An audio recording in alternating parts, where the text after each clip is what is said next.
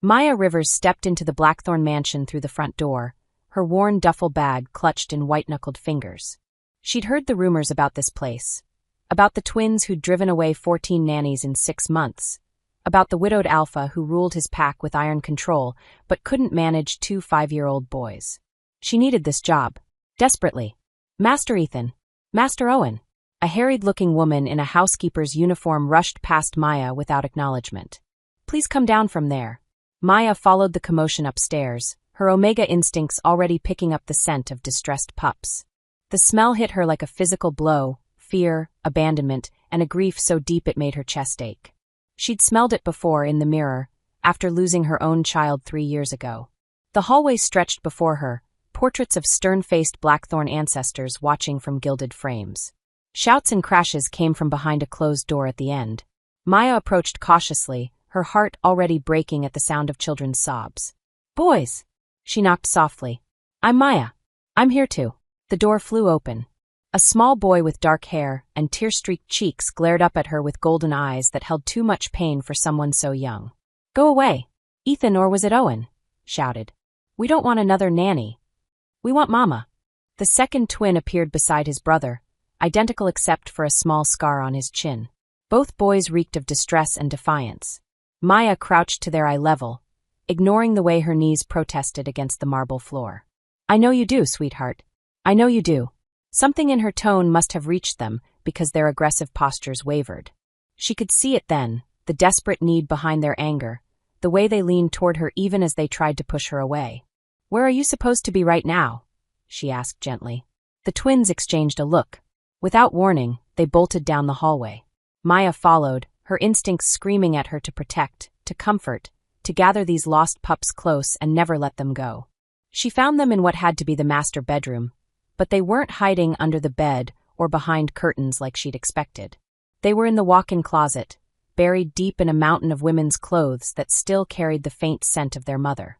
Maya's heart shattered completely. "Oh, babies," she whispered, and without thinking, without considering protocol or proper boundaries, she climbed into the closet with them.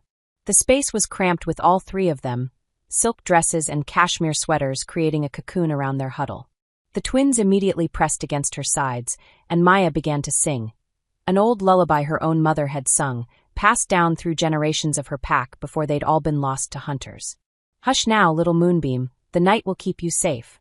Her voice was rusty from disuse, but the twins melted against her.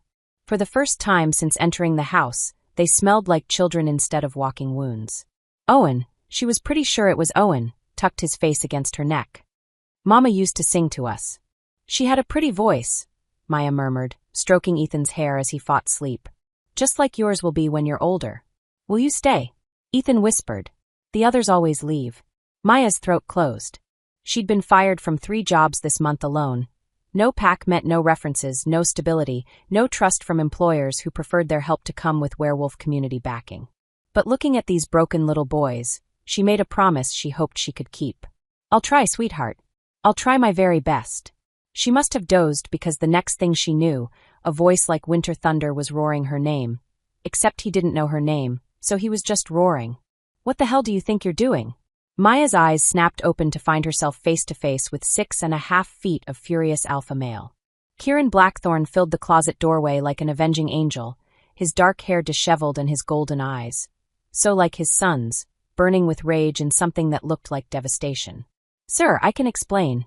Get out." His voice dropped to a lethal whisper that made her wolf whimper and try to hide. "Get out of her things. Get away from my sons. Get out of my house." The twins stirred against her, sensing their father's fury even in sleep. Maya tried to move carefully, tried not to wake them, but Ethan's eyes fluttered open. "Papa, go back to sleep, son. The nanny was just leaving." "No." Owen shot upright, immediately alert. "She stays. She sings like Mama." Kieran's face went white, then flushed with a rage so complete that Maya's omega instincts screamed at her to submit, to run, to do anything to appease the furious alpha. But the twins were clinging to her now, and she couldn't abandon them.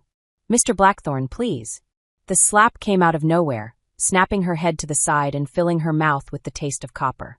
The twins screamed, whether from fear or outrage she couldn't tell. Her cheek throbbed, but the emotional blow was worse. She'd never been struck by an alpha before, never experienced that particular kind of dominance and shame. "Papa, no!" Ethan threw himself between them, tiny fists pounded against his father's legs. "Don't hurt Maya. Don't make her go away like Mama did." The words hit Kieran like a physical blow. Maya watched his face crumble for just a moment before that iron control slammed back into place. But the damage was done. She'd seen the grief, raw and bleeding and all-consuming. "Boys, go to your room. We want Maya." Owen's voice climbed toward hysteria. She stays. She stays or we go with her." "You can't leave us, Papa," Ethan whispered, and Maya heard the real fear underneath. Not that they'd be taken away, but that he'd disappear too, leaving them completely alone. Kieran closed his eyes, and when he opened them again, Maya saw a man at war with himself. The alpha in him wanted her gone, this strange omega who dared enter his dead mate's sanctuary. But the father in him was looking at his sons, really looking, and seeing them calm for the first time in months. "You have 3 strikes," he said finally, his voice deadly quiet. "1 for entering her closet without permission. 2 for overstepping boundaries with my children. 3 strikes and you're gone, no matter what they say. Are we clear?" Maya touched her stinging cheek, tasting blood where her teeth had cut her lip. "Crystal. Good." He turned to his sons, his voice gentling slightly. "Bath time. Both of you. Will Maya give us our bath?" Owen asked hopefully. "Maya will do whatever I tell her to do," Kieran said, his eyes never leaving hers. "And right now, I'm telling her that she's on very thin ice." As the twins reluctantly left the closet, chattering about bubbles and bath toys with the resilience of children, Maya remained frozen among the silk and cashmere ghosts of a woman she'd never meet but would apparently never escape. Kieran lingered in the doorway, his massive frame blocking most of the light. "Her name was Isabella," he said quietly. "She died giving birth to their sister. The baby died too." His voice held no emotion, but Maya could smell the grief rolling off him in waves. "They've been in this closet every day since the funeral 6 months ago. 14 nannies couldn't get them out." Maya struggled to her feet, silk scarves clinging to her hair. "Mr. Blackthorne. Don't." He held up a hand. "Don't apologize, don't explain, don't try to fix this. You're here because they need you, not because I want you here. Remember that." He started to leave, then paused. "And Maya, next time you want to comfort my sons, do it somewhere that doesn't smell like their dead mother." As his footsteps retreated down the hallway, Maya sank back against the closet wall, surrounded by the lingering scent of lavender perfume and the weight of a grief that wasn't hers to carry. But she would carry it anyway. For Ethan and Owen, for the babies who'd lost too much too young, she'd carry whatever burden this broken family needed her to bear. Even if it destroyed her in the process. 2 strikes down. 1 to go. She just had to make sure she didn't waste it. Chapter 2. Boundary Lines and Broken Rules. Maya stood in the marble foyer 3 days later, her duffel bag at her feet and a folded piece of paper in her hands. The house felt different in the morning light, less like a mausoleum and more like a home that had forgotten how to breathe. Kieran emerged from what she assumed was his office, dressed in a charcoal suit that probably cost more than she'd made in the last 6 months. He looked like he hadn't slept, but then again, neither had she. The ghost of his handprint still tingled on her cheek. "I wasn't sure you'd come back," he said, his voice carefully neutral. "I keep my promises to children." Maya lifted her chin, meeting his golden gaze directly. "But I have conditions." His eyebrows rose slightly. "You're hardly in a position to make demands." 2 strikes, Mr. Blackthorne. Not 3. She unfolded the paper, her hand steady despite the way her heart hammered against her ribs. "I've written them down so there's no confusion later." She could smell his surprise, sharp and clean like winter air. Alphas weren't used to Omega's setting terms, especially not unemployed Omegas with no pack backing. But Maya had learned the hard way that if you didn't advocate for yourself, no one else would. "First," she read, "I won't be living in the staff quarters. I'll take the guest wing. The staff quarters are perfectly adequate. I'm not staff." The words came out harder than she'd intended. "I'm a professional childcare provider. There's a difference." Something flickered in his eyes, respect or annoyance, she couldn't tell which. "Continue. Second, you don't monitor my methods with the boys unless there's a safety concern. No cameras in playrooms, no hovering, no questioning every decision I make." She'd worked for helicopter parents before. It never ended well. "Trust me to do my job or fire me now." Kieran's jaw tightened, but he nodded. "And third," this was the big one. Maya took a breath, steeling herself for his reaction. Family dinner. Every night. You, me, and the twins. No excuses, no work emergencies, no pack business that can't wait an hour. Absolutely not. Then we have nothing more to discuss. Maya folded the paper, tucked it into her purse, and reached for her bag. Wait. The word came out sharper than he'd probably intended. Why dinner? Maya turned back to face him, seeing not the intimidating alpha, but a father who'd forgotten how to be present for his children. When's the last time you had a real conversation with Ethan and Owen? Not instructions or discipline, a conversation. His silence was answer enough. They need their father, Mr. Blackthorne. Not just the alpha who provides for them, but the man who knows their favorite colors and which one has nightmares and who's better at building blocks. Her voice softened despite herself. They're growing up without you. For a moment, his carefully constructed mask slipped, and she saw the raw pain underneath. Then it was back, leaving her wondering if she'd imagined it. 1 hour, he said finally. And if you're late serving dinner, it's on you. I don't cook. Maya allowed herself a small smile. But I'm excellent at ordering takeout. The sound that escaped him might have been a laugh if he'd let it develop fully. Instead, he straightened his tie and headed for the door. Mrs. Chun will show you to your room. The boys are in the kitchen having breakfast. Mr. Blackthorne? He paused at the threshold. Thank you. He didn't respond, but she caught the subtle nod before he disappeared into the morning. Maya found the twins exactly where their father had said, sitting at a breakfast bar that could have seated 12, looking tiny and lost in the enormous kitchen. Mrs. Chun, a compact woman in her 60s with kind eyes and graying hair, was trying to coax them into eating scrambled eggs. Good morning, boys. 2 identical heads snapped up, golden eyes lighting with relief and joy. Maya! They launched themselves off their stools and into her arms, nearly knocking her backward with their enthusiasm. Miss Maya, she corrected gently, breathing in their scent, already cleaner, less desperate than 3 days ago. Did you sleep well? Owen had a bad dream, Ethan reported, still clinging to her waist. But he didn't cry. I'm getting braver, Owen announced proudly. Like Papa. Maya's chest tightened. Even their attempts at courage were heartbreaking. Dreams can be scary sometimes. There's nothing wrong with crying when you're scared. Mrs. Chin approached with a cup of coffee that smelled like heaven. You're the new nanny, she said, studying Maya with sharp eyes. The one who got them out of the closet. I'm Maya Rivers. She accepted the coffee gratefully. And you must be Mrs. Chun. 43 years I've worked for this family, the older woman said, settling into what was clearly a routine morning lecture. I've seen 5 nannies for these boys just since spring started. You want to know why none of them lasted? Maya sipped her coffee and waited. They all thought they could fix him. Mrs. Chun jerked her head toward the door Kieran had exited through. Alpha's been broken since the Luna died.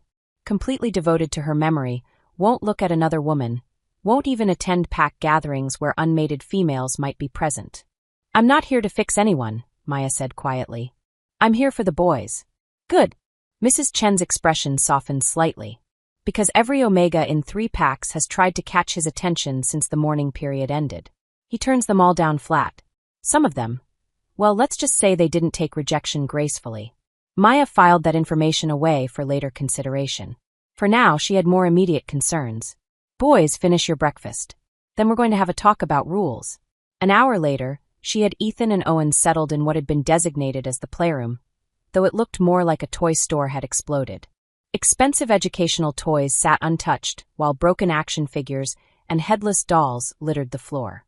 Okay, first rule, Maya said, settling cross-legged on the carpet. We clean up one game before we start another. The other nannies never made us clean, Owen said, but he was already gathering scattered Lego blocks. I'm not the other nannies. Maya helped Ethan right an overturned chair. Second rule, we use our words when we're upset, not our fists or our teeth. Both boys looked guilty. Apparently biting was a recurring problem.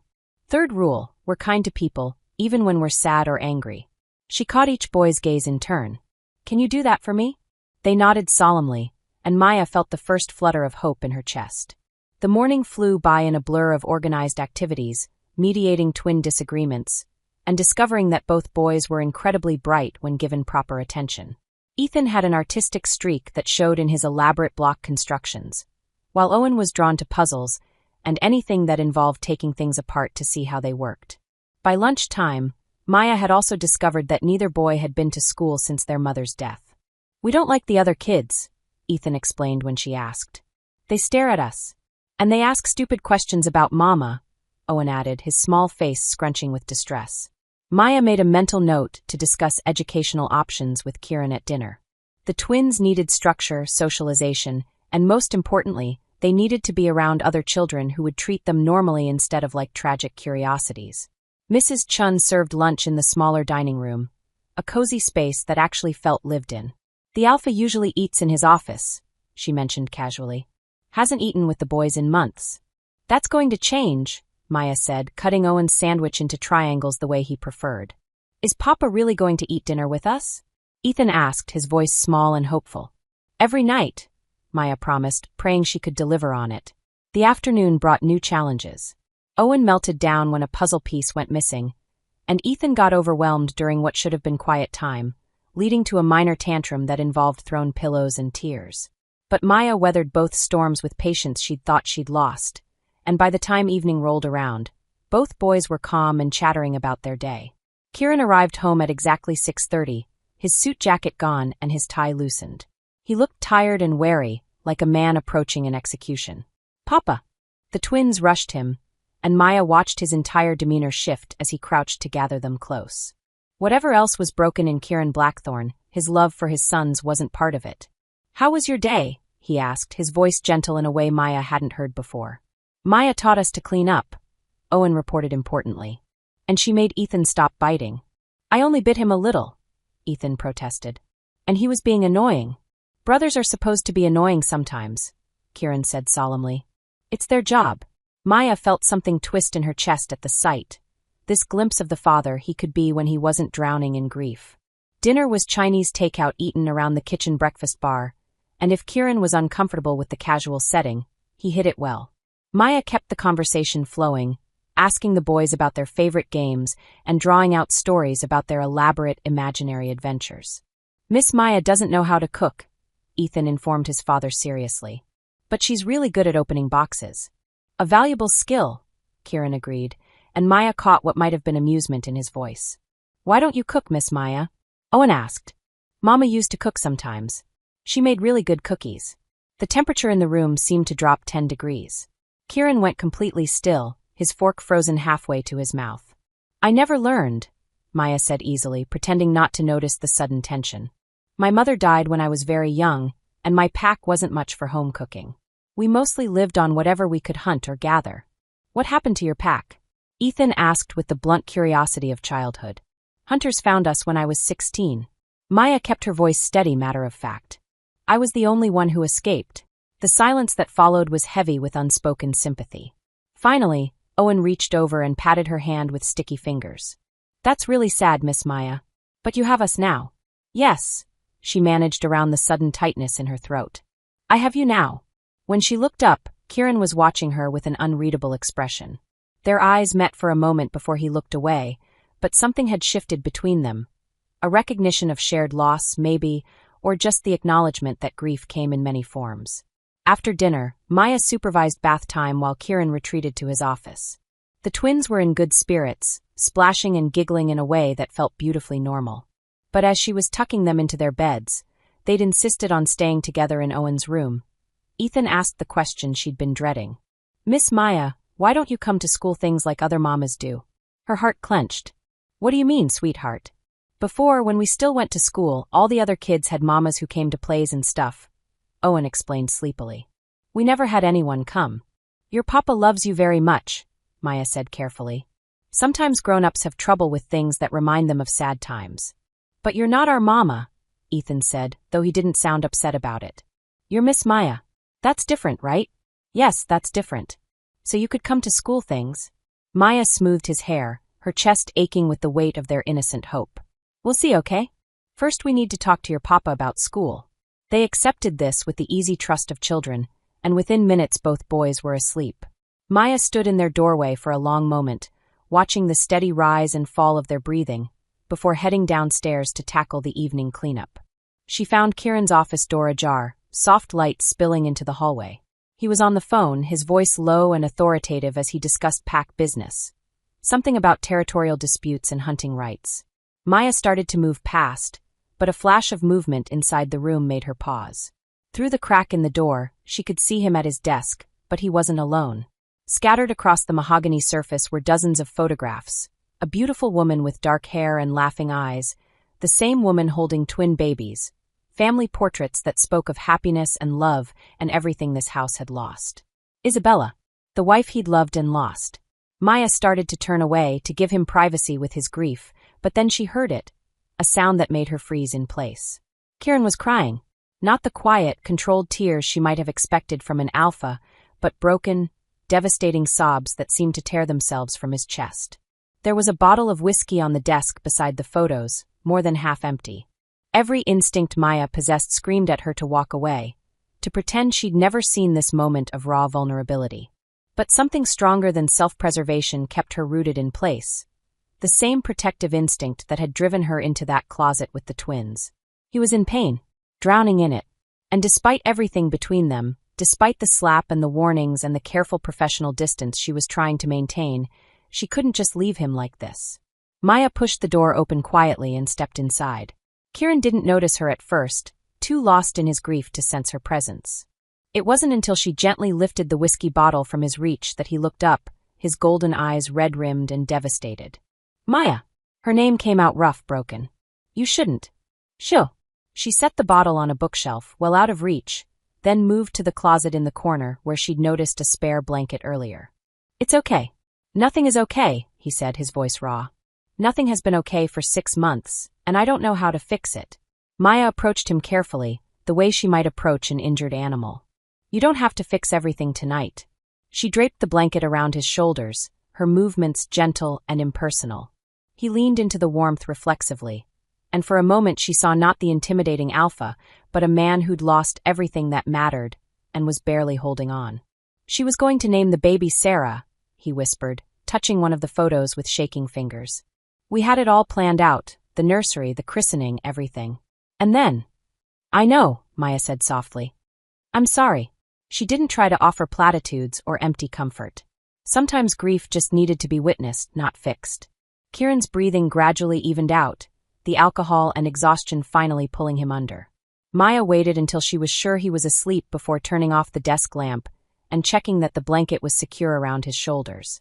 Good night, Kieran, she whispered, then slipped out of the office and closed the door behind her. The next morning dawned bright and clear, and Maya came downstairs to find Kieran already in the kitchen, dressed for work and looking perfectly composed. If not for the slight shadows under his eyes, she might have thought the previous night had been a dream. Good morning, he said, his voice professionally polite. I trust you slept well. Fine, thank you. Maya accepted the coffee Mrs. Chun handed her, studying Kieran's carefully neutral expression. How are you feeling? Perfectly well. His tone made it clear the subject was closed. I have meetings all day, but I should be home by 6:30 for dinner. Papa. The twins thundered into the kitchen like a small hurricane, already dressed and ready for the day. Miss Maya says we might get to go back to school. Kieran's gaze sharpened. Does she now? We discussed educational options yesterday, Maya said calmly. The boys are bright and social. They need structure and peer interaction. I'll consider it. But his tone suggested he wouldn't, at least not seriously. Papa, can Miss Maya come to school things if we go back? Owen asked, climbing onto his father's lap with the easy affection of a well-loved child. Like other mamas do? Kieran's entire body went rigid. Miss Maya isn't your mother, Owen. She's your nanny. The harsh words hit their target. Owen's face crumpled, and Ethan stepped protectively closer to Maya's side. The easy morning atmosphere shattered like glass. I know she's not Mama, Owen said in a small voice. But she takes care of us like mamas do. And she doesn't go away. Yet, Kieran said, and Maya felt the word like a physical blow. That's enough. Maya's voice cut through the tension, sharp with authority that made even Kieran blink. Boys, go brush your teeth. Now. They fled without argument, sensing the adult conflict brewing. Maya waited until their footsteps faded upstairs before turning back to Kieran. Don't take your grief out on them, she said quietly. They've lost enough. You don't understand. I understand perfectly. Maya set down her coffee cup with deliberate control. You're terrified that they'll get attached to me and I'll leave like everyone else has. You're scared that if they start seeing me as a maternal figure, it somehow diminishes their mother's memory. And you're absolutely petrified that you might start depending on me too. Kieran's face went white, then flushed with anger. You don't know what you're talking about. Don't I? Maya stepped closer, close enough to smell his cologne and the lingering traces of last night's whiskey. I've been where you are, Kieran. I've lost everything that mattered and had to figure out how to keep breathing. The difference is, I don't have two little boys watching my every move and learning that love means loss. They're my sons. And they're hurting. Maya's voice gentled slightly. They need stability, routine, and yes, they need someone who shows up for school events and birthday parties and all the normal things that make childhood feel safe. I can be that person, or you can keep cycling through nannies and teaching them that caring about someone is just a setup for abandonment.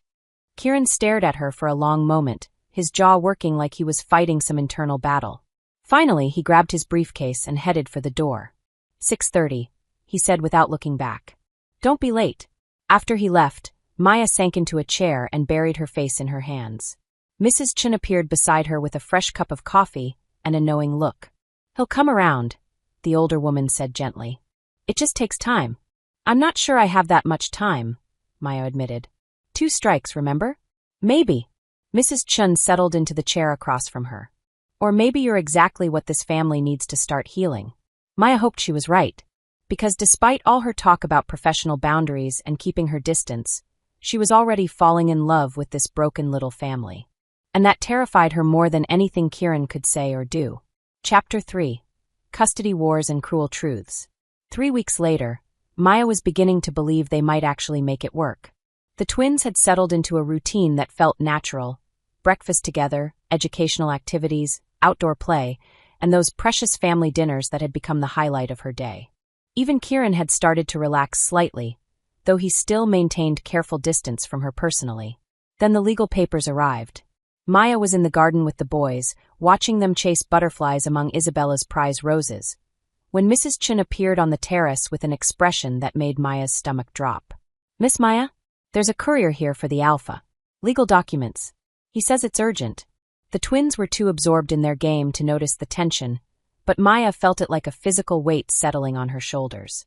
In her experience, urgent legal documents never brought good news. Kieran emerged from the house 20 minutes later, his face carved from stone. The papers in his hand shook slightly, the only sign of the fury Maya could smell rolling off him in waves. Boys, he called, his voice carefully controlled. Inside. Now. Ethan and Owen looked up from where they'd been building fairy houses out of twigs and leaves, their identical faces scrunching with confusion at their father's tone. But Papa, we're not done, Owen started. Inside. Maya, my office. 10 minutes. He disappeared back into the house, leaving Maya to gather 2 bewildered children and try to explain why their father suddenly looked like he wanted to tear something apart. Is Papa mad at us? Ethan whispered as Maya settled them in the playroom with strict instructions to stay put. No, sweetheart. Sometimes grown-ups get upset about grown-up things that have nothing to do with little boys. She kissed both their foreheads, breathing in their innocent scent for comfort. Mrs. Chen will bring you a snack, okay? Kieran was pacing behind his desk when she knocked, the legal papers scattered across the mahogany surface like pieces of a bomb. He looked up when she entered, and the raw fury in his golden eyes made her Omega instincts scream warnings. They want my sons, he said without preamble. Rebecca's parents. They're filing for full custody. Maya sank into the chair across from his desk, her legs suddenly unsteady. On what grounds? Unfit environment. Improper supervision. And his jaw clenched so tight she was surprised his teeth didn't crack. Domestic violence. The words hit her like ice water. The slap. They're calling it assault. They have witnesses. Mrs. Chun saw the aftermath. The twins were present. They're painting me as an unstable alpha who can't control his temper around the help. Maya's mind raced through the implications. What about the boys? What do they want? Kieran's laugh was bitter and completely without humor. Harold and Vivian Sterling want to provide a stable, traditional pack environment for their grandsons. Translation: they want to erase everything about this house, about me, about... He gestured helplessly at the space between them. About me, Maya finished quietly. They're characterizing you as a destabilizing influence. A damaged Omega with no pack ties trying to insert herself into a family where she doesn't belong. His voice dropped to a growl. They're calling you an opportunist who saw a grieving widower and 2 vulnerable children as a meal ticket. Each word was a blade, cutting deeper than the last. Maya had heard variations of these accusations before, from employers who'd fired her, from other wolves who'd whispered about the packless Omega who couldn't even protect her own child. But hearing them in Kieran's voice, seeing the legal weight behind them, made her feel sick. "When's the hearing?" she asked. 2 weeks. They've requested an expedited schedule because of the urgent threat to the children's well-being. Kieran crumpled one of the papers in his fist. "Maya, I need you to know, whatever happens, whatever they make you say or do." "I'll testify truthfully," she interrupted. "About the night you hit me, about everything that's happened since. The good and the bad." Something flickered in his eyes, surprise, maybe, or gratitude. "Even if it costs you your job?" Maya thought about Ethan's latest drawing, currently hanging on the refrigerator, depicting their family dinner as stick figures around a wonky table. She thought about Owen's bedtime ritual of making her promise she'd be there when he woke up. She thought about the way both boys had started sleeping through the night without nightmares for the first time since their mother died. "Especially then," she said. The next 2 weeks passed in a blur of depositions, character witnesses, and lawyers who looked at Maya like she was something unfortunate they'd scraped off their shoes. The Sterling family had hired the most prestigious PAC law firm in the state, while Kieran's legal team, though competent, was clearly outgunned. Maya found herself thrust into a world she'd never wanted to navigate. Werewolf high society politics where bloodlines mattered more than hearts and traditional PAC structures were considered sacred. The Sterling family was old money, old power, with connections that reached into every corner of supernatural society. "They're going to try to destroy you on the stand," Kieran's lawyer, a sharp-eyed beta named Sarah Martinez, warned Maya during prep sessions. "They'll dig into your past, your PAC's destruction, your own child. Nothing is off limits." Maya had expected as much. Grief was a luxury she'd learned she couldn't afford, not when it made her vulnerable to people who would use her pain as ammunition. The custody hearing was held in the PAC's formal council chambers, a wood-paneled room that reeked of old money and older prejudices. Maya had never seen so many expensive suits in one place, or felt the weight of so many disapproving stares. Harold and Vivian Sterling sat in the front row with their legal team, both of them radiating the kind of cold authority that came from generations of power. Vivian was an elegant woman in her 60s, her silver hair perfectly coiffed and her blue eyes sharp with intelligence and ruthless determination. Harold was broader, more obviously alpha, but it was clear that his wife was the real power behind their PAC's throne. The twins weren't present, too young for the formal proceedings, but Maya could feel their absence like a missing limb. They were spending the day with Mrs. Chun, probably wondering why the adults in their lives had suddenly become so tense and distracted. The Sterling's lawyer, a distinguished alpha named Morrison, painted a picture of Kieran as a grief-stricken man who'd lost control of his household and his temper. He presented evidence of the revolving door of nannies, the twins' withdrawal from school, and what he termed the violent incident with the current domestic employee. Maya sat in the witness gallery, listening to her life being dissected and her relationship with the family being twisted into something ugly and predatory. By the time Morrison finished his opening statement, she sounded like a calculating opportunist who'd manipulated 2 traumatized children and their vulnerable father. Kieran's lawyer fought back with testimony about his devotion to his sons, his successful leadership of his PAC, and the dramatic improvement in the twins' behavior since Maya's arrival. But Maya could see the doubt in some of the council elders' faces. Doubt about whether an unmated alpha could properly raise children, whether a PACless Omega was a suitable influence, whether the whole arrangement was appropriate by traditional standards. Then it was Maya's turn to testify. She walked to the witness stand on unsteady legs, hyper-aware of every eye in the room tracking her movement. The oath felt like lead on her tongue as she swore to tell the truth, the whole truth, and nothing but the truth. Morrison approached her like a predator circling wounded prey. "Miss Rivers, is it true that you have no PAC affiliation?" "Yes." "And is it true that your original PAC was destroyed by hunters 6 years ago?" Maya's chest tightened, but she kept her voice steady. "Yes." "How tragic. And you were the sole survivor." She could see where this was going, but there was no way around it. "Yes." "Tell me, Miss Rivers, what happened to your own child during this attack?" The question hit like a physical blow. Maya heard Kieran's sharp intake of breath behind her, felt the ripple of whispers through the gallery. She'd never told him about Emma, had never told anyone in this house about the daughter she'd lost.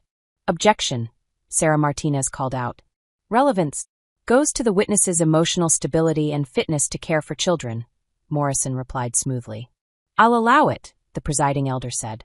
Maya closed her eyes for a moment, gathering strength from some reserve she'd thought was long depleted. My daughter Emma was killed in the attack. She was 3 years old. How devastating. And how does losing a child affect one's judgment when it comes to other people's children? Might it not create an unhealthy attachment? Objection. Sustained. But the damage was done. Maya could feel the shift in the room's energy, the way grief was being weaponized against her. Morrison moved on to the night Kieran had struck her, making her relive every detail for the court record. Mr. Blackthorne struck you across the face, is that correct? Yes. Hard enough to leave bruising. Maya touched her cheek reflexively. Yes. And what was your response to this assault? I stayed. The children needed me. Morrison's smile was sharp with triumph. You stayed despite being physically assaulted by your employer. Some might say that shows either very poor judgment or very strong motivation to remain in that household. Which was it, Miss Rivers? Maya looked across the room and found Kieran's eyes. He was staring at her with an expression of such raw regret that it nearly broke her composure. The children had just lost their mother, she said quietly. They were traumatized, neglected, desperate for stability. Mr. Blackthorne was grieving and made a terrible mistake in a moment of pain. But abandoning Ethan and Owen would have been a worse one. How noble. Tell me, Miss Rivers, what is your monthly salary for caring for the Blackthorne children? The figure, when Maya stated it, drew surprised murmurs from the gallery. It was more than generous, more than she'd ever made in her life. Quite substantial for someone with no formal childcare training, Morrison observed. Some might wonder what additional services you provide to earn such compensation. The implication was clear and disgusting. Maya felt her face flush with humiliation and fury, but before she could respond, Kieran was on his feet. Enough! His voice cracked through the chamber like a whip. You will not sit there and assassinate this woman's character with your perverted insinuations. Mr. Blackthorne, sit down. The presiding elder ordered sharply. She has done nothing but love my sons and try to heal what your daughter's parents helped break. Kieran continued, his alpha authority rolling through the room in waves that made lesser wolves duck their heads instinctively. Order! Mr. Blackthorne, one more outburst and you'll be held in contempt. Kieran sat, but the damage, or perhaps the good, was done. Everyone in that room had seen a father's desperate love for his children and fierce protectiveness of the woman who cared for them. Morrison wrapped up his cross-examination quickly after that, clearly satisfied that he'd painted Maya as everything from a gold digger to an emotional wreck to an inappropriate influence. Maya stepped down from the witness stand feeling flayed raw and utterly exposed. The afternoon brought the twins' therapist, Dr. Elizabeth Warren, a kind woman in her 50s who'd been seeing the boys twice a week since Maya's arrival. Her testimony was a bright note in an otherwise devastating day. The improvement in both children has been remarkable, Dr. Warren said. When I first started seeing Ethan and Owen, they were withdrawn, aggressive, and showing signs of severe attachment disorder. They'd been through 14 different caregivers in 6 months, and had essentially stopped trusting that adults would stay in their lives. And how would you characterize their current emotional state? Sarah Martinez asked. Dramatically improved. They're sleeping through the night, engaging in age-appropriate play, showing affection appropriately. Most importantly, they've formed a secure attachment with Miss Rivers that's actually helping them process their grief over their mother's death, rather than being stuck in it. In your professional opinion, would removing Miss Rivers from their lives be detrimental to their psychological well-being? Dr. Warren didn't hesitate. It would be devastating. These children have finally found stability and trust again. Taking that away would likely undo months of progress and could cause lasting psychological damage. But Morrison's cross-examination was brutal. Dr. Warren, isn't it possible that the children's attachment to Miss Rivers is actually unhealthy? That they're using her as a replacement mother figure rather than properly grieving their actual mother? No, I don't believe that's the case. Isn't it true that grief counselors generally recommend against introducing new parental figures too quickly after a loss? In some cases, but... And isn't it concerning that these children are becoming so dependent on someone with no family ties, no community support, no guarantee of permanence in their lives? Dr. Warren tried to explain the difference between healthy attachment and unhealthy dependency, but Maya could see the doubt creeping back into the council elders' faces. The final blow came when Vivian Sterling herself took the stand. She was composed, dignified, and absolutely ruthless. She spoke about her daughter Rebecca with the kind of loving reverence that made everyone in the room remember what they'd lost. She painted a picture of the life she and Harold could provide for their grandsons. Private tutors, pack connections, a proper alpha bloodline, a traditional family structure. "Mrs. Sterling," Morrison asked gently, "what is your opinion of the current arrangement in your son-in-law's household?" Vivian's blue eyes found Maya across the room, and the look in them was pure ice. "My daughter was everything a Luna should be, elegant, educated, devoted to her family and her pack. She died bringing those precious boys into the world, and she deserves better than to be replaced by." She paused, letting her gaze travel over Maya with obvious disdain. "A poor substitute trying to steal my daughter's life." The words hit Maya like a physical blow. Around her, she could hear the sharp intake of breath from spectators, could smell the mix of sympathy and agreement from different sections of the gallery. "Rebecca loved those boys more than life itself," Vivian continued, her voice growing stronger. "She would be heartbroken to see them calling another woman mama, to see some packless stranger sitting at her dinner table, sleeping under her roof, taking her place in every way that matters." Objection. Sarah Martinez was on her feet. "The witness is speculating about the deceased's feelings and mischaracterizing the current situation." Sustained, but I'll allow the witness to continue. Maya felt the walls of the chamber closing in around her. She could see the sympathy in some faces, the calculation in others, the certainty in Vivian Sterling's eyes that she'd delivered a killing blow. "Those boys belong with family," Vivian said firmly. "With people who knew and loved their mother, who can tell them stories about her, who can give them the proper pack heritage they deserve. Not with some damaged woman who's using their grief to fill the hole where her own child used to be." The silence that followed was deafening. Maya sat frozen in her seat, feeling like every eye in the room was dissecting her, judging her, finding her wanting. When court adjourned for the day, Maya barely made it to the courthouse steps before her composure cracked completely. The late afternoon sun felt harsh on her face as she stumbled toward the parking garage, desperate to escape the stares and whispers. She found an empty stairwell, and finally let herself break.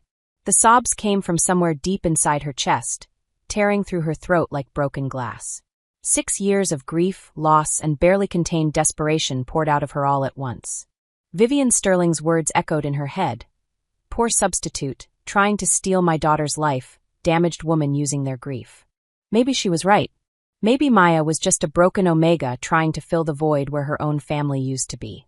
Maybe loving Ethan and Owen was selfish, a way of healing her own wounds rather than truly serving their best interests. She was so lost in her breakdown that she didn't hear the footsteps until a familiar scent washed over her, pine and leather, and the particular musk that belonged only to Kieran. "Maya!" She looked up to find him standing in the stairwell doorway, still in his dark suit, but with his tie loosened and his hair disheveled like he'd been running his hands through it. His golden eyes were filled with something that looked like devastation. "I'm sorry," she said quickly, wiping at her face with shaking hands. "I know this looks unprofessional, but I just needed a minute to." "Stop." He moved toward her slowly, like she was a wounded animal that might bolt. "Just stop." He sat down on the concrete step beside her, close enough that she could feel the warmth radiating from his body. For a long moment they sat in silence, the only sound Maya's gradually steadying breathing. "I heard what she said," he said finally. "Vivian. About you being a poor substitute." Maya flinched. "Maybe she's right. Maybe I am just." "She's not right." Kieran's voice was quiet but absolutely certain. "She's a bitter woman who can't accept that her daughter is gone and that life has to continue without her." Maya turned to look at him, surprised by the vehemence in his tone. "You want to know what Rebecca would think about you?" he continued. "She would be grateful. Grateful that someone loves our sons enough to fight for them, even when it costs them everything. Grateful that they're laughing again, sleeping through the night, building trust with someone who sees them as more than just tragic little orphans." "Kieran, I owe you an apology," he said, cutting her off. "Not just for hitting you, though that was unforgivable. For everything. For treating you like hired help when you've been so much more. For making you carry the weight of this family's healing while I wallowed in my grief. For letting you walk into that courtroom today without preparing you for how brutal they'd be." Maya felt fresh tears threatening. "I knew what I was signing up for." "No, you didn't. And neither did I." He turned to face her fully, and she was shocked to see moisture in his own eyes. "I thought I was hiring a nanny. What I got was someone who loved my sons back to life. Someone who made this house feel like a home again instead of a mausoleum. Someone who..." He trailed off, but Maya could see the truth in his face, could smell it in his scent. Her breath caught in her throat. Someone who what? She whispered. Kieran reached out slowly, giving her time to pull away, and brushed a tear from her cheek with his thumb. Someone who made me remember what it feels like to be alive. The admission hung between them like a confession, fragile and dangerous and absolutely forbidden. Maya closed her eyes, leaning into his touch despite every rational thought screaming at her to pull away. We can't, she said, though the words felt like they were tearing something inside her. Not with the custody case, not with everything. I know. His hand dropped away, leaving her cheek cold. I know, but I needed you to hear it. After today, after what they put you through, I needed you to know that none of this is your fault. That you're not some desperate Omega trying to steal another woman's life. You're Maya Rivers, and you saved my family when I couldn't even save myself. They sat in silence for a while longer, watching the sun set through the stairwell windows. Finally, Kieran stood and offered her his hand. Come on, he said gently. Let's go home to our boys. Our boys. The words sent a warmth through Maya's chest that she knew was dangerous, knew she couldn't afford. But as she took his hand and let him help her to her feet, she allowed herself to hold on to that warmth just a little longer. Tomorrow they'd go back to being employer and employee, to maintaining professional boundaries and pretending that whatever was growing between them didn't exist. Tomorrow they'd face the possibility that she might lose the children she'd come to love more than her own life. But tonight, in the fading light of a courthouse stairwell, they were just two broken people who'd found something worth fighting for in each other. Chapter 4. The Other Woman's Shadow. 3 weeks after the custody hearing, Maya should have been celebrating. The council had ruled in Kieran's favor, barely, deciding that the twins' obvious emotional improvement under Maya's care outweighed the Sterling's traditional arguments. Harold and Vivian had left the courthouse with icy dignity and thinly veiled threats about appeals, but for now, Ethan and Owen were safe. The boys had been ecstatic when they heard the news, launching themselves at Maya and Kieran with the pure joy of children who'd been afraid of losing everything again. That night, they'd had ice cream for dinner and built a blanket fort in the living room where they'd all fallen asleep together. A tangle of limbs and contentment that felt like the family Maya had never dared to dream of. But now, in the harsh light of morning after reality, Maya was discovering that winning and healing were two very different things. She stood outside Kieran's bedroom door at 2 a.m, her hand raised to knock, listening to the sounds that had woken her.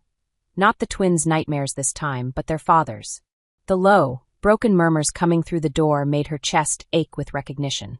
She'd made those same sounds herself in the early days after losing Emma, talking to empty air, and hoping somehow the universe would talk back.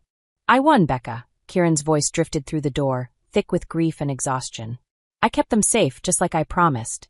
But God, I miss you. I miss you so much I can barely breathe sometimes. Maya pressed her forehead against the cool wood, her heart cracking. She should leave, should give him privacy with his grief, but something kept her frozen in place. She's good with them, he continued, and Maya's breath caught. Maya. She makes them laugh like you used to. But it's not the same. Nothing's the same without you. The words hit like physical blows. Maya stumbled back from the door, her hand pressed to her mouth to muffle any sound that might escape. She made it back to her room before the tears started, great silent sobs that shook her whole body. She was an idiot.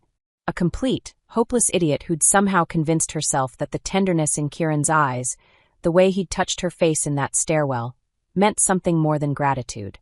But how could she compete with a ghost? How could she ever measure up to a love that death had made perfect and untouchable? The next morning brought no relief. Maya came downstairs to find fresh flowers on the kitchen counter. White roses, Rebecca's favorites according to Mrs. Chun, and realized with a sinking heart what day it was. It's her birthday, Mrs. Chun said quietly, arranging the roses in a crystal vase that Maya recognized from the photos scattered around the house. He brings flowers every year.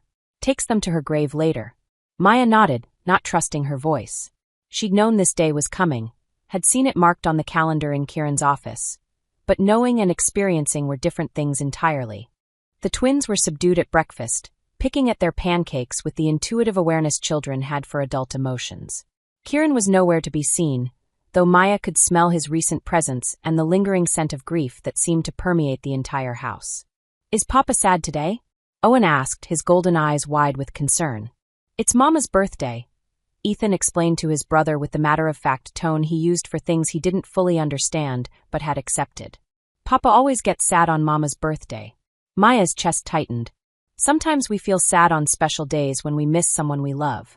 Do you miss someone on your birthday? Owen asked with innocent curiosity. The question caught Maya off guard. Did she miss Emma on her birthday? She'd tried so hard not to think about what her daughter would be like now. 9 years old, probably gap-toothed and gangly, maybe with Maya's dark hair and her father's stubborn chin. Yes, she managed. I do. That afternoon, Maya was in the garden with the boys when she saw Kieran through the kitchen window, standing at the counter with his head bowed.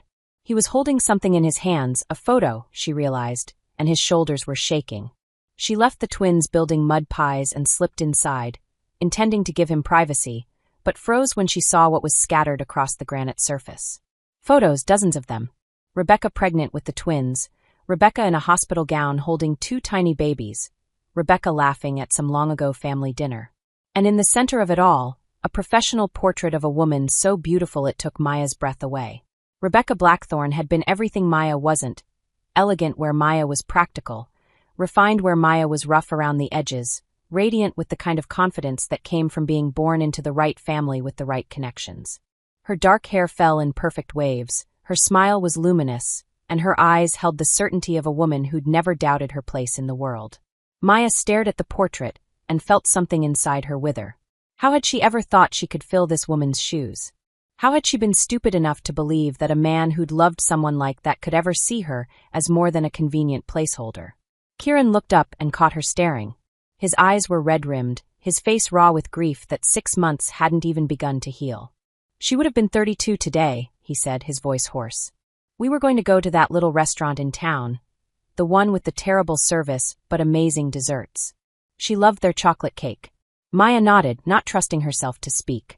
She started to back away, to give him space, but his next words stopped her cold. Do you think? He cleared his throat, looking suddenly vulnerable. Do you think she would have approved of you? Of how you are with the boys? The question was innocent, probably even meant as a compliment, but it sliced through Maya like a blade. Everything came back to Rebecca. Even his opinion of Maya's worth was filtered through his dead wife's imagined approval. I think, Maya said carefully, that she would want her sons to be happy and loved. Yes. Kieran's smile was soft and sad. She would. She was like that, always putting others first. Maya escaped to her room that evening, claiming a headache that wasn't entirely a lie. She lay on her bed staring at the ceiling, trying to figure out how she'd gotten so lost. When had she stopped being the professional nanny and started being the pathetic Omega pining for a man who saw her as nothing more than hired help? The answer came with uncomfortable clarity. The night in the courthouse stairwell when he'd touched her face and made her believe, just for a moment, that she might mean something to him beyond her usefulness to his children. A soft knock interrupted her brooding. Miss Maya? Owen's voice was muffled by the door. Can we come in? She opened the door to find both twins in their pajamas, looking worried and uncertain. Mrs. Chun said you have a headache, Ethan said, studying her face with the intensity of a child who'd learned to read adult emotions for survival. Are you okay? I'm fine, sweetheart. She ushered them inside, grateful for the distraction. Just tired. They climbed onto her bed without invitation, settling on either side of her like bookends. Owen pressed his small hand to her forehead with the seriousness of a doctor. You don't feel hot, he declared. Maybe it's a sad headache. What? Sometimes I get sad headaches, Ethan explained. When I think too much about Mama being gone. They hurt different than regular headaches. Maya's throat closed. These children, barely 5 years old, had already learned to categorize their pain. You're very wise, both of you.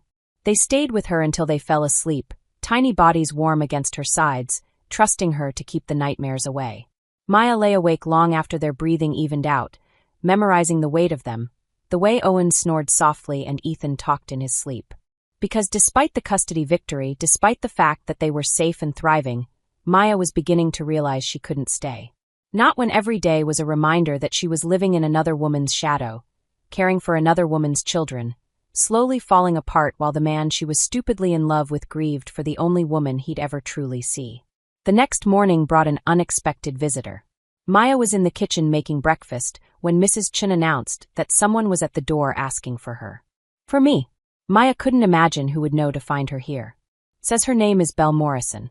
Claims to be an old friend. Maya's heart leaped.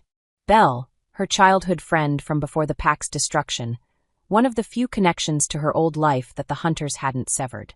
She rushed to the front door and found a petite woman with silver-streaked hair and sharp green eyes waiting on the porch. "Belle!" Maya breathed. "Hello, stranger." Belle's smile was warm but tinged with sadness. "Took me forever to track you down. You don't make it easy." They embraced fiercely, and for a moment Maya felt like the girl she'd been before loss had carved all the soft edges away from her heart. "What are you doing here?" Maya asked, pulling back to study her friend's face. "Heard through the grapevine about your custody battle. Figured you might need some moral support." Belle's eyes were kind but knowing. "Also figured it was past time someone told you some hard truths." They spent the morning catching up while the twins played in the garden. Belle had found a new pack after their old one was destroyed, had mated with a kind beta and raised 2 children who were now adults with families of their own. She had the settled contentment of a woman who'd built a good life from the ashes of a bad one. "You look tired," Belle said finally, studying Maya over her coffee cup. "I am tired. That's not what I mean." Belle leaned forward, her voice gentle but firm. "Maya, honey, what are you doing to yourself?" "I don't know what you mean." "Don't."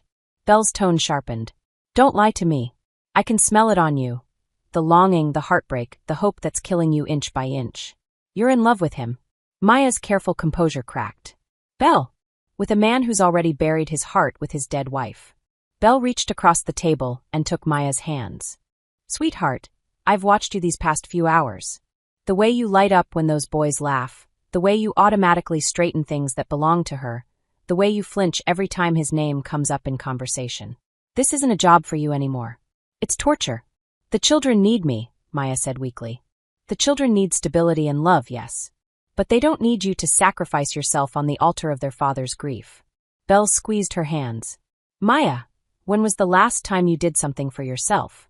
When was the last time you even thought about your own happiness?" Maya couldn't answer because she couldn't remember. Somewhere along the way, she'd stopped existing as a separate person and become just an extension of this family's needs. "He'll never love you," Belle said, her voice gentle but implacable. "Not because you're not worthy of love, but because he's not capable of it. Not while he's still married to a ghost." The words Maya had been avoiding thinking hit her like a physical blow. She doubled over, gasping for breath that wouldn't come. "I know it hurts," Belle murmured, moving around the table to pull Maya into her arms. "But staying here, hoping he'll see you someday, it's going to destroy you. And those boys, they'll learn that love means suffering in silence, that women exist to serve others at the expense of themselves. Is that what you want to teach them?" Maya cried then, great ugly sobs that came from the deepest parts of her soul. Belle held her and let her fall apart, the way only an old friend could. "There's a family in Colorado," Belle said when Maya's tears finally slowed. "The Riverside Pack. They need a nanny for their 3 children. Good family, kind alpha, fair wages. I could make a call." "I can't leave them," Maya whispered. "You can't stay," Belle replied firmly. "Not like this. Not when it's killing you." That evening, after Belle had gone back to her hotel, Maya found herself standing in the doorway of Kieran's office. He was at his desk, surrounded by the detritus of his workday, but his attention was focused on something in his hands. Rebecca's pillow. Maya's breath caught as she watched him press the silk case to his face, breathing in whatever trace of his wife's scent still lingered there. The gesture was so intimate, so private, that she felt like a voyeur for witnessing it. She started to back away, but he looked up and caught sight of her. "Maya!" He quickly set the pillow aside, his face flushing with what might have been embarrassment. "I didn't hear you come in. I'm sorry. I didn't mean to intrude." But she didn't leave. Instead, she stepped into the office and closed the door behind her. "Kieran, we need to talk." Something in her tone made him straighten, his alpha instincts picking up on the shift in her demeanor. "Is everything all right?" "The boys are fine. This is about me." Maya took a breath, gathering courage she didn't feel. "I'm giving my notice." The words hit him like a physical blow. He stood so quickly his chair rolled backward and hit the wall. "What? Why?" "If this is about the custody battle, about what they said in court." "It's not about that." Maya kept her voice steady with effort. "I've accepted a position with another family. In Colorado." "Colorado." He said the word like it was a foreign language. "Maya, you can't be serious. The boys need you." "The boys need stability and consistency, yes. But they don't need me specifically." The lie tasted bitter on her tongue, but it was necessary. "There are other qualified nannies." Not like you. Kieran moved around the desk, his scent sharp with desperation. Maya, please. Whatever's wrong, we can fix it. If you need more money. It's not about money. Then what? More time off? Different responsibilities? Just tell me what you need. Maya looked at him, really looked, and saw a man panicking at the thought of losing the person who'd made his impossible life manageable. Not because he cared about her, but because he couldn't handle another loss, another change, another reminder that nothing lasted forever. I need, she said quietly, to stop loving you. The words hung in the air between them like a grenade with the pin pulled. Kieran went completely still, his face cycling through shock, confusion, and something that might have been panic. Maya, I'm in love with you, she continued, her voice gaining strength with each word. Completely, hopelessly, pathetically in love with a man who will never see me as anything more than hired help. A man who still sleeps with his dead wife's pillow and talks to her picture and brings her flowers on her birthday. Kieran's face went white. I don't. You do. Maya stepped closer, close enough to see the gold flecks in his eyes, to smell the pine and leather scent that would haunt her dreams. And I understand it. She was beautiful and perfect, and she gave you those precious boys. But I can't compete with a ghost, Kieran. I can't keep pretending that someday you might look at me and see a woman instead of a convenient solution to your childcare problems. Maya, please. His voice was raw, desperate. Don't do this. The boys will be devastated. They've lost so much already. And there it is. Maya smiled sadly. It's all about them, isn't it? Never about me. Never about what this might be doing to me. Kieran reached for her, his hands hovering just short of her shoulders like he was afraid she might disappear if he touched her. I care about you. You have to know that. You care about what I do for your family. There's a difference. Maya stepped back before she could do something stupid like lean into his touch. I'm sorry, Kieran. I really am. But I can't stay here and slowly die inside while you grieve for the only woman you'll ever really love. She turned to leave, but his voice stopped her at the door. When? Maya didn't turn around. I'd like to stay until you find someone else. For the boys' sake. But no longer than 2 weeks. The silence that followed was deafening. Maya waited for him to say something. Anything that might change her mind. A declaration, a plea, even an acknowledgement that her feelings might matter to him. But all he said was, I'll start looking for a replacement. Maya nodded and walked out, closing the door on the best and worst job of her life. She made it halfway up the stairs before she heard it. The sound of something heavy hitting the wall, followed by a string of curses that would have made a sailor blush. Part of her wanted to go back, to comfort him, to apologize for adding to his pain. But Belle was right. She had to save herself, even if it meant breaking her own heart in the process. The next morning, Maya was in the kitchen packing the twins' lunch when 2 small bodies barreled into her legs. Miss Maya. Owen's voice was thick with tears. Papa said you're leaving us. We don't want you to go, Ethan added, his arms tightening around her waist. Please don't leave us like Mama did. Maya's heart shattered. She knelt down to their level, pulling both boys into her arms and breathing in their sweet, innocent scent. I'm not leaving because I want to, she said, her voice steady despite the tears threatening to spill. Sometimes grown-ups have to make hard choices, even when those choices hurt. But why? Owen's golden eyes were swimming with tears. Don't you love us anymore? Oh, sweetheart. Maya kissed his forehead, then Ethan's. I love you both more than anything in this world. More than the moon and the stars and all the ice cream in the universe. Then stay, Ethan said simply. If you love us, stay. Maya closed her eyes, wishing it were that simple. Wishing love was enough to build a life on, instead of just enough to break your heart. Sometimes, she said carefully, loving someone means doing what's best for them, even when it hurts. You're going to be okay. Your papa loves you so much, and he's going to find someone wonderful to take care of you. We don't want someone wonderful, Owen said fiercely. We want you. Maya held them until their tears stopped, until Mrs. Chen called them for breakfast, until she couldn't put off the inevitable any longer. As she watched them eat their cereal with red eyes and trembling lips, she wondered if she was making the biggest mistake of her life. But then she remembered the pillow in Kieran's hands, the way he talked to Rebecca's photo, the flowers on her birthday. She thought about Belle's words and the hollow ache in her chest that grew worse every day. No, she was making the right choice. The only choice that might let her survive with her heart intact. Even if it meant leaving the best part of herself behind. Thank you for listening to this story. Like, share, and subscribe for more.